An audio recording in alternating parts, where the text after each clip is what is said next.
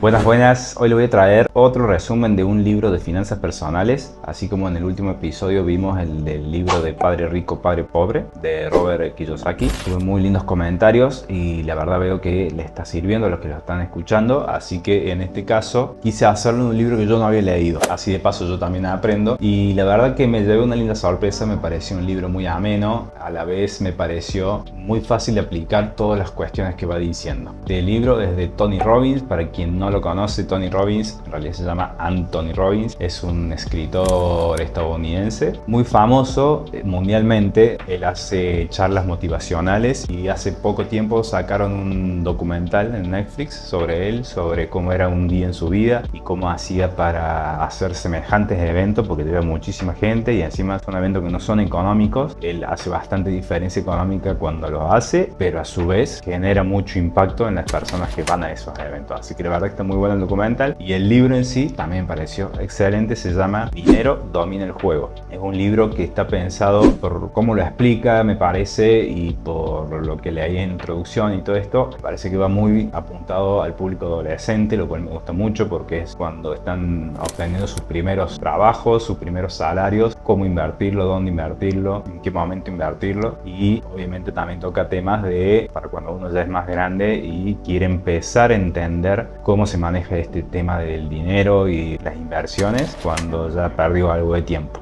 para poder meterse en este mundillo. Así que me parece excelente para que lo veamos. Le voy a dar los tips principales, las ideas principales y sobre todo los ejemplos que él da para llevarlos a cabo. Vayamos al resumen directamente. La premisa general del libro es que el dinero no es un fin en sí mismo, sino que es un medio para poder lograr nuestros sueños, y eso me parece que va muy vinculado a lo que justamente vemos en el canal y en el podcast de Éxito Equilibrado. Me pareció correcto adjuntar este libro a los resúmenes que estamos haciendo. En la primera sección, lo que Tony Robbins nos recomienda es que establezcamos metas concretas y significativas. ¿Qué quiere decir con esto? Que no digamos, por ejemplo, si nosotros apenas empezamos a tener nuestros primeros sueldos, nuestros primeros salarios, decimos en un futuro yo quiero ser rico, por ejemplo, eso no es una meta concisa, concreta. Él dice que tenemos que ser bien concretos y tratar de planificar desde chicos o desde el momento que nos encontremos, por lo menos, pero mientras más chico lo hagamos, mejores resultados vamos a tener. Entonces justamente lo que dice es, en vez de decir quiero ser rico, que digamos quiero jubilarme con 55 años y tener una casa en el campo y tener libertad como para poder viajar una vez al año. Ahí estamos ya diciendo cuánto dinero vamos a necesitar para hacer esas cosas que queramos, que por ejemplo es la casa, y como por ejemplo es tener plata para viajar todos los años, y a la vez le estamos diciendo en cuánto tiempo. Si nosotros tenemos 20 años cuando fijamos esa meta, nosotros sabemos que ya vamos a tener 35 años para lograrlo.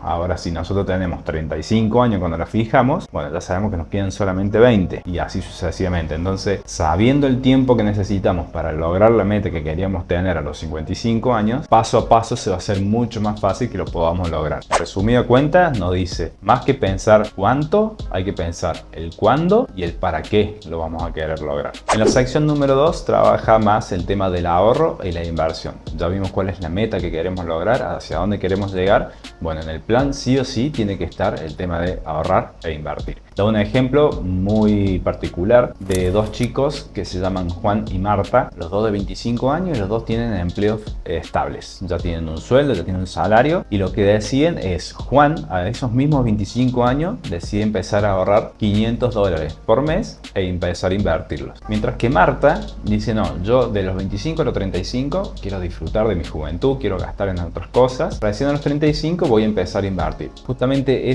cuando llegaron los dos a los 35 años, Juan hace una década que ya está invirtiendo y ha logrado una diferencia que Marta, por más que a los 35 diga voy a empezar a invertir $700 por mes, no va a alcanzar lo que pudo lograr Juan si invirtió de una buena forma, de una manera sana. E incluso da el ejemplo de que si sube la cantidad que invierte mensualmente, que lo suba a $1000 por ejemplo, tampoco lo podría alcanzar a Juan, porque justamente es un poquito lo que vimos, se recuerdan en el video del interés compuesto. Siempre les digo que es muy importante empezar a invertir lo antes posible para sacar las ventajas del interés compuesto, porque el interés compuesto lo que nos marca que al principio la curva es muy plana, uno va invirtiendo mes a mes y no ve la diferencia, pero llega un momento que esa curva se empieza a empinar, se se hace cada vez más marcada ese periodo de tiempo. Mientras antes lo hagamos, la curva donde se empieza a marcar la diferencia también nos va a llegar antes. En el caso de Juan, aprovechar una década más de su vida para poder invertir, esa curva lo pudo ver muchísimo antes y ya por más que invierta más Marta, no va a poder acelerar el tiempo en que esa curva se venga. Entonces el tema del interés compuesto es muy importante y acá lo que te dice es ahorra, invierte y no pierdas el tiempo, hacerlo lo antes que puedas. Si tienes 20 años, hazlo ahora. Si tienes 35, hazlo ahora, que va a ser mejor que hacerlo a los 45 y así sucesivamente. En la sección 3 se refiere más a la psicología del dinero. Ya vimos primero en la sección 1 el tema de encontrar cuál es nuestro objetivo. En la sección 2, ahorrar e invertir, que estén dentro del plan, por supuesto. Y en la sección 3 habla de la psicología del dinero. Y lo que nos dice es fijarse cuáles son las creencias y las emociones que tenemos sobre el dinero y tratar de cambiar la mentalidad de las creencias limitantes. Por ejemplo, una creencia limitante que da ahí en el libro como ejemplo es no soy lo suficientemente inteligente como para entender las inversiones. Bueno, ese tipo de creencia limitante hay que tratar primero de identificarlas, o sea, identificar cuáles son las creencias que hacen que nosotros nos limitemos a generar más dinero. Después de identificarlas, hay que trabajarlas para reformularlas. Entonces, en vez de decir que no soy lo suficiente inteligente, lo suficientemente inteligente como para entender las inversiones, lo que tenemos que hacer es cuáles son las acciones que podemos tomar para realmente entender las inversiones. Por ejemplo, capacitarnos paso a paso. No hay que volverse loco y decir en un mes quiero entender todas las inversiones, sino decir, bueno, voy a empezar a capacitarme, empezar a entender, empezar a ver videos, empezar a escuchar podcasts que puedan hacer que justamente esas creencias limitantes las cambiemos y las transformemos. Y otra ayuda que nos va a dar, aparte de las acciones concretas que vamos a tomar para reformular esas creencias limitantes, es también la visualización de dónde nos gustaría estar, de cómo nos gustaría ser. ¿Se acuerdan también que hubo un videito que hablé de cómo me gustaría ser dentro de 25 años? Bueno, esa visualización de decir a mí me gustaría estar allá, me gustaría ser esa persona, me gustaría ser de determinada forma, ese tipo de visualización nos va a dejar mucho más claro no solamente el objetivo al que queremos llegar, sino cuáles son las acciones que tenemos que tomar hoy mismo para que esa visualización se vaya formando en una realidad. La sección 4, que es bastante más corta, pero bastante interesante, sobre todo porque son cuestiones que no se le prestan atención, como son proteger las inversiones. Habla de seguros, testamentos, de cómo hacer para no tener imprevistos que puedan hacer que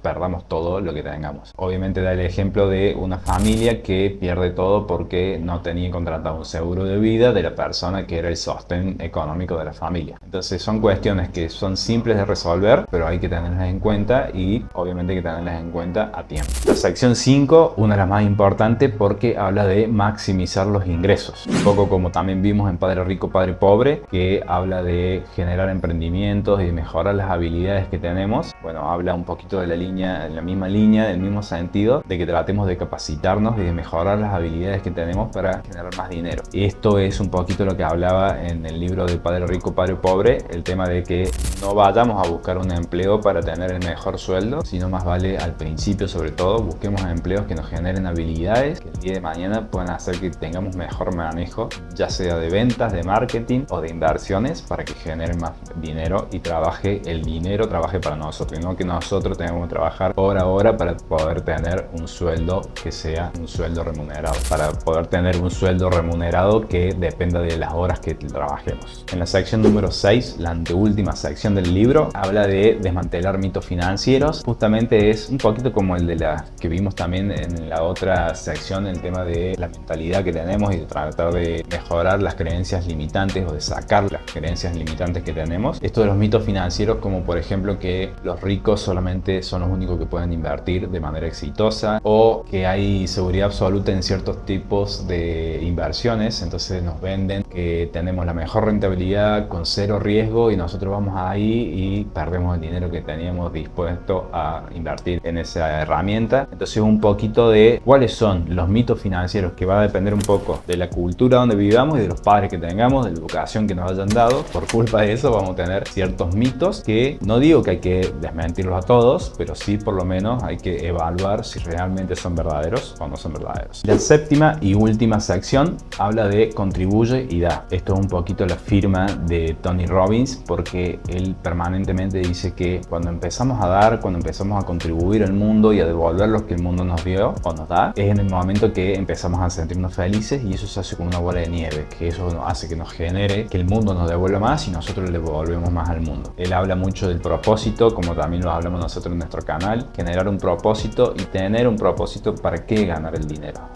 Lo que hablábamos al principio de generar una meta o identificar una meta, y que esa meta esté primero pensada desde ¿para qué lo quiero? Bueno, que en ese ¿para qué lo quiero? Haya algo de ayudar al mundo, lo que sea. Puede ayudar a tu familia, puede ayudar a tu ciudad, puede ayudar a algo que sea global, pero de alguna forma trata de dar para que eso también te mantenga incentivado, y eso genera como una rueda universal de que yo ayudo y los otros también me van a ayudar. Ya con eso tenemos las 7 secciones del libro. La verdad que, como les dije al principio, está muy bueno. Recuerden, primero teníamos el tema de generar una meta. Segundo, el tema de ahorrar e invertir dentro de la planificación. Tercero, el tema de la psicología del dinero, en realidad de nuestra mentalidad acerca del dinero. Cuarto, el tema de proteger la inversión. Quinto, el tema de maximizar los ingresos. Sexto, el tema de desmantelar los mitos financieros. Y séptimo y último, el tema de contribuir y dar al mundo un poco de lo que el mundo nos fue dando a nosotros. Te recomiendo que con el tiempo trates de escucharlo un par de veces, tanto este resumen, Tony Robbins domina el juego del dinero, también el de Padre Rico, Padre Pobre, porque son excelentes y van a hacer que tu mentalidad acerca del dinero vaya mejorando y vaya haciendo que